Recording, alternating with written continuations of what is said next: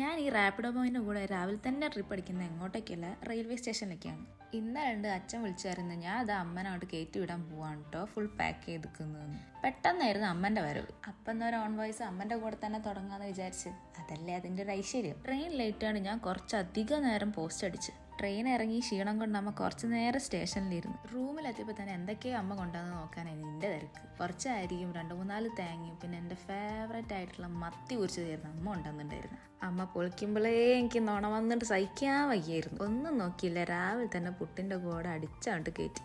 വല്ലാത്ത ടേസ്റ്റ് ആയിരുന്നു. പുട്ടിന് ബെസ്റ്റ് കോംബോയാണ് മത്തി വെച്ചതെന്ന യാഥാർത്ഥ്യം ഞാൻ അപ്പം മനസ്സിലാക്കി. ഞാൻ ഒറ്റയ്ക്ക് ട്രെയിൻ വിളിച്ച് ബാംഗ്ലൂർ വരെ വന്ന് ആരൊക്കെയോ വിളിച്ചിട്ട് അമ്മ തള്ളി മറിക്കുന്നുണ്ടായിരുന്നു. പക്ഷെ വണ്ടി വിളിച്ച് ബാംഗ്ലൂർ വരെ വന്നത് കിടന്നുറങ്ങാനായിരുന്നു മറ്റൊരു യാഥാർത്ഥ്യം.